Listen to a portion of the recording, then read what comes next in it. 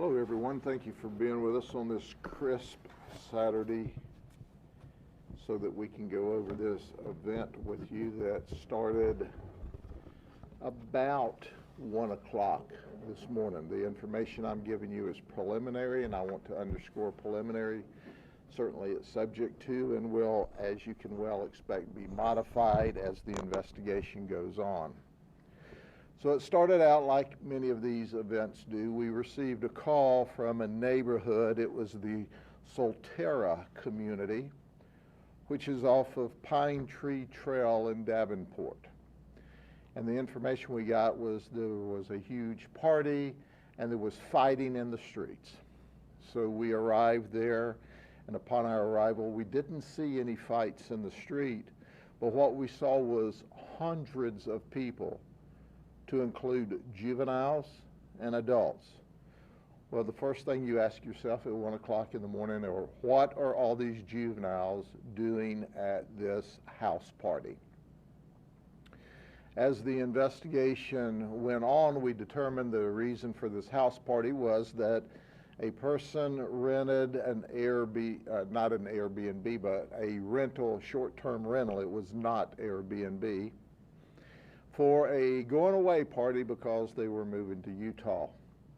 Of course, when we initially get there, one thing that we encounter was this person that was hugely intoxicated, to the point that the deputies said, hey, this person needs medical intervention quickly, so we notified EMS.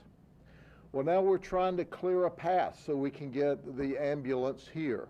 There's cars parked all over every place, and during the process of trying to get a path cleared on the roadway where it should have been open for EMS, our lieutenant, who's on scene with his deputies, is approaching a Range Rover. It turns out it's a 2019 Range Rover, and the windows are completely dark, and he's trying to get them to roll down their windows so he can talk to them, and he's going to move them along. They won't roll down the windows. They won't communicate. They immediately resist him. And that just is unbelievable, and that's not how normal society acts. So he moves to the back of the vehicle and immediately notices the Range Rover has a temporary tag that expired in May of 22. So immediately he thinks, well, this is another stolen vehicle because it checked all the boxes. And as he's going to the back of the car to get the tag number, the Range Rover takes off, sideswiping his patrol truck, and leaves the area. He does not pursue the vehicle. He's got a huge mess there. They're trying to get medical help. So he notifies that, hey, I've just got this Range Rover, the late model Range Rover that has fled from me with an expired temporary tag. It has committed a hit and run with property damage. So deputies who are not at the scene begin looking for the vehicle in the area. Just off of Ronald Reagan Boulevard, they notice this vehicle matching the description, parked next to a 7-Eleven.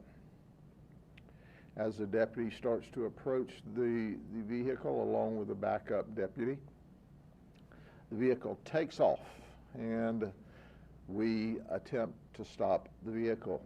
Well, of course, does the vehicle stop like normal people stop? No, it flees, it runs, and we initiate a vehicle pursuit. By now it's almost 2 o'clock in the morning. The traffic is sparse, and certainly we have a very restrictive pursuit policy, but we do allow pursuits if the time, place, and location permits such, and it did this morning. So the pursuit goes to the Poinciana Parkway, where the vehicle exits and goes up the Poinciana Parkway and gets off on the Marigold exit in Poinciana area.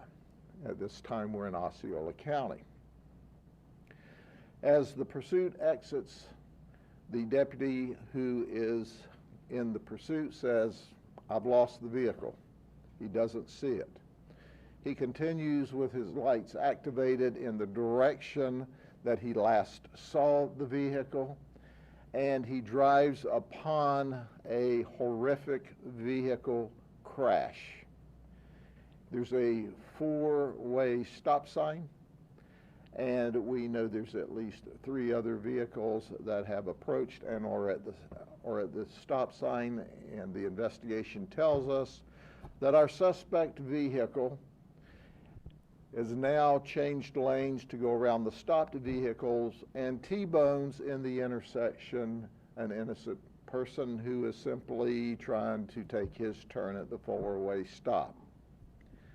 And that person is killed immediately. We notify the FHP toward the crash.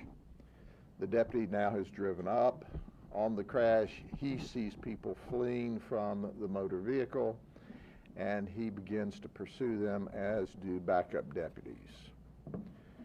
Here's 3 of our suspects. I'll start with Angel Rosello. Angel Rosello was in the vehicle. He fled. He hid from us. It took us quite a bit of time to find him. When we did, he would not surrender to deputies. He was hidden in the woods, and despite the warnings, he didn't. So he was apprehended by a canine and ended up with some puncture wounds from that. He is currently being treated at a hospital in Osceola County. Does he have a criminal history? Let me think. Oh yeah, he's got a criminal history. Trafficking in drugs.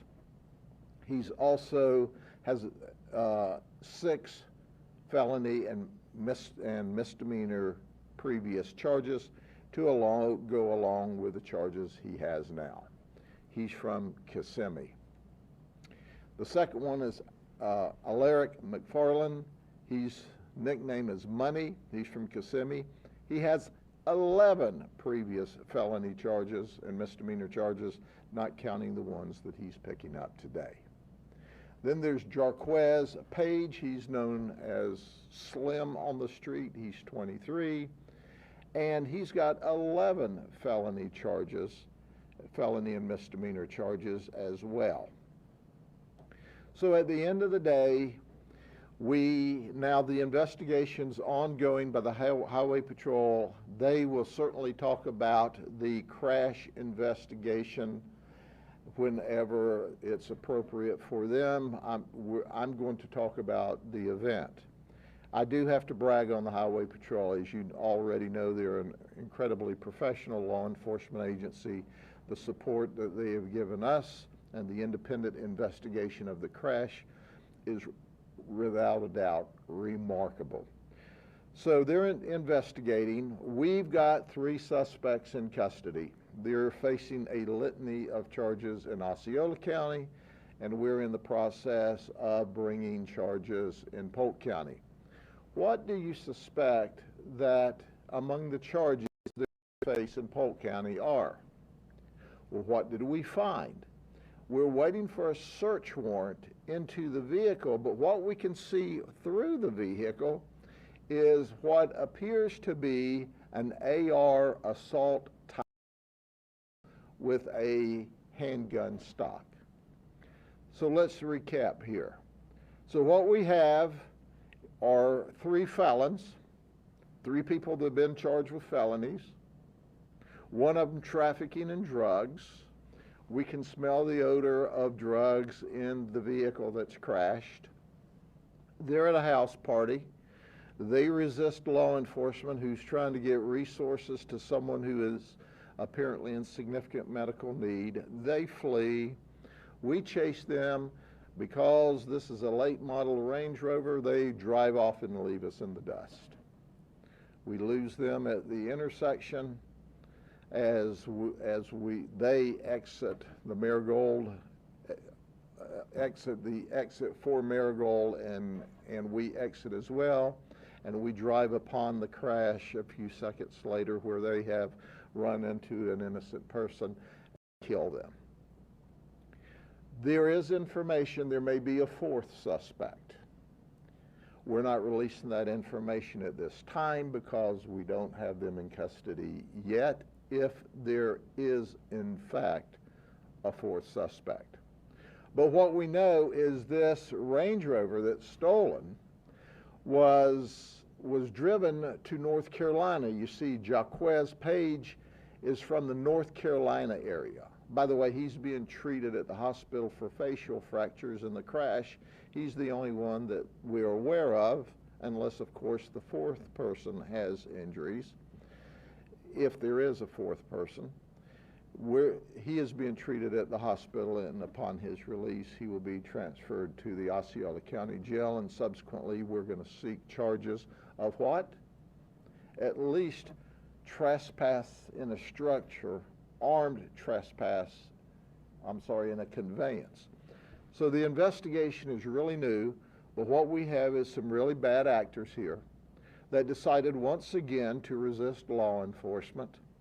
And as a result, a person who was just minding their own business was killed when these folks, and possibly one more, ran through an intersection and killed people, a person. So back at the house. So now we've got to deal with this. So what do we determine? This is the guy that rented the house, Davinsky Delpy.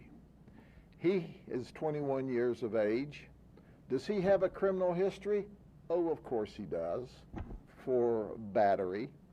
We have currently charged him with an open house party and contributing to the delinquency of a minor. And this investigation is still underway, but he appears to be the one that rented the house.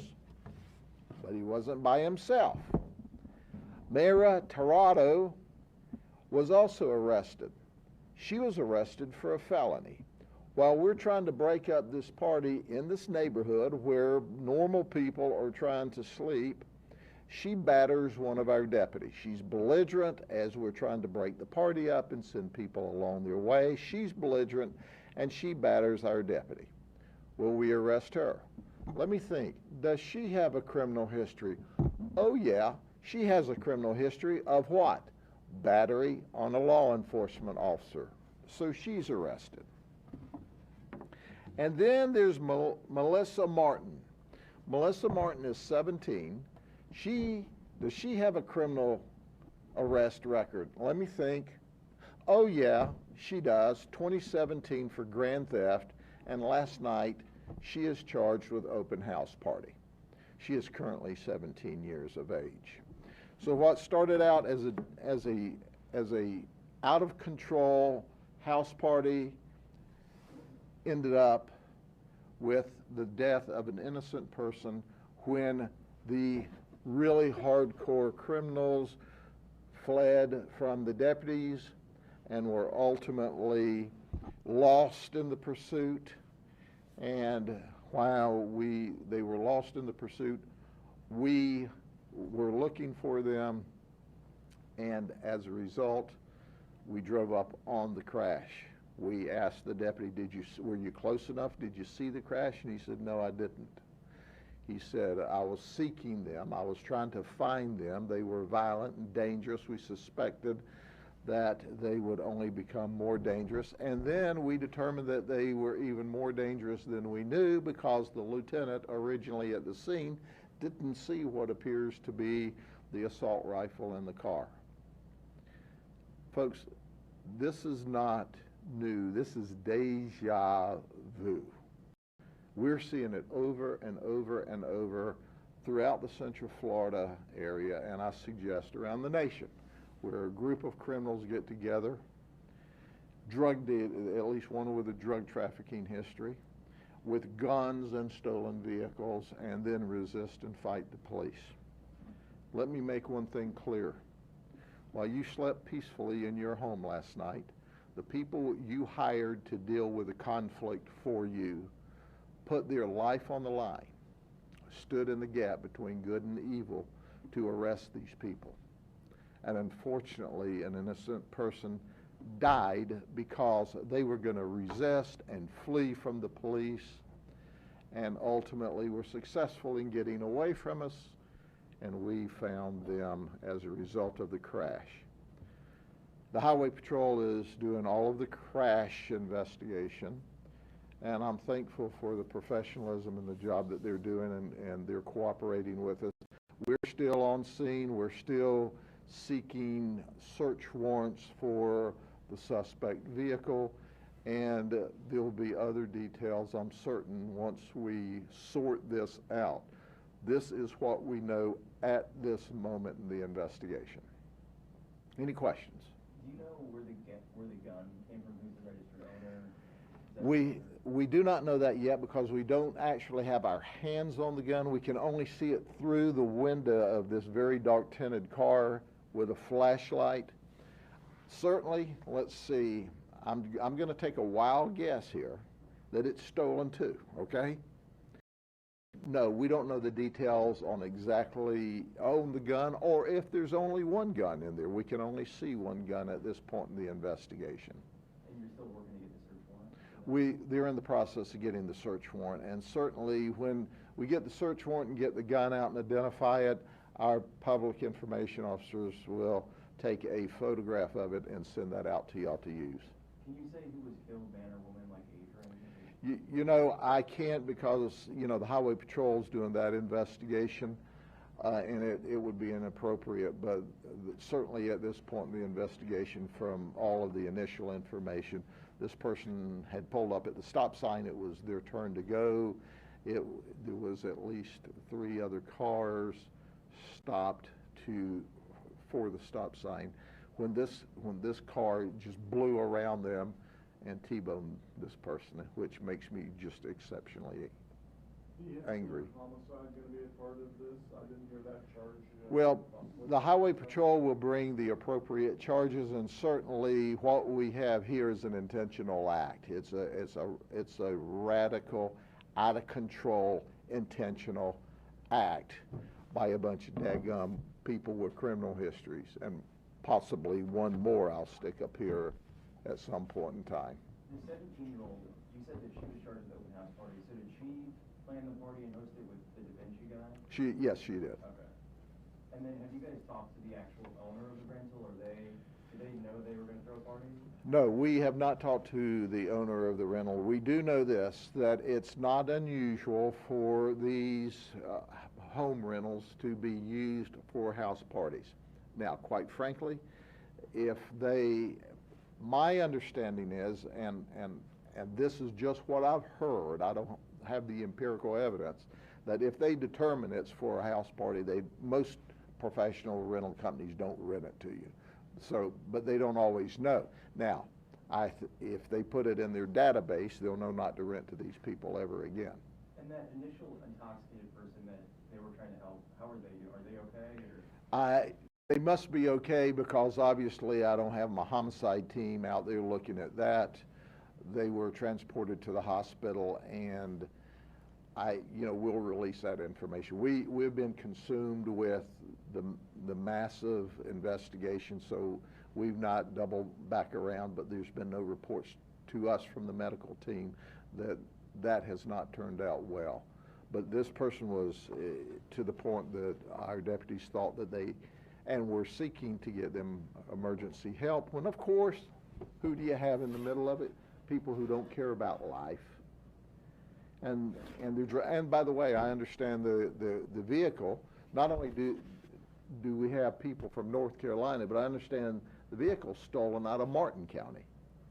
But we're still having to search all of that out as well. 33 felons among the 3 of the guys, and is there no longer the 3 strikes rule for licenses, or does that vary from state to state? Once again, you have to look to see what the felonies were, how old they were, and what the outcome of them. You know, as you well know, we arrest on probable cause. They prosecute beyond and to the exclusion of every reasonable doubt, and there is plea negotiation, so they might have pled down some of these cases. I don't know why we're at. I know one angel here that goes by the name of Locke, L-O-C, on the street, has one charge of trafficking in drugs.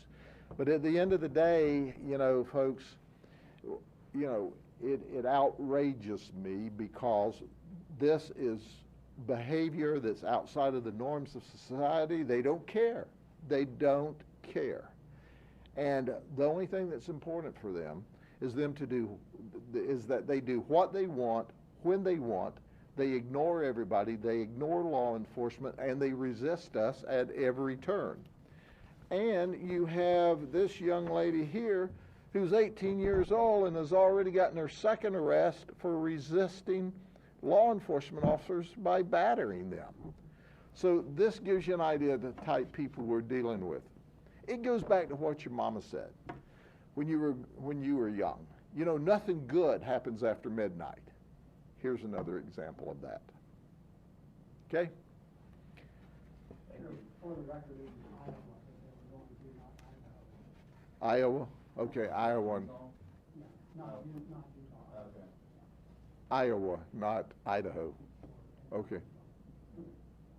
Not Utah, but they might have. I mean, they came from North Carolina. They stole the car in Martin County. They're here in Osceola. But the party planners were moving for Iowa. That's the party.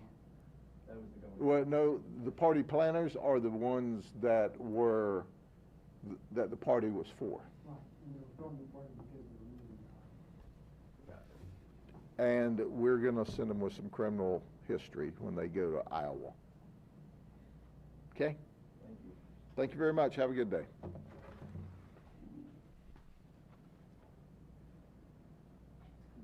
Yeah, I was working on a Okay, cool.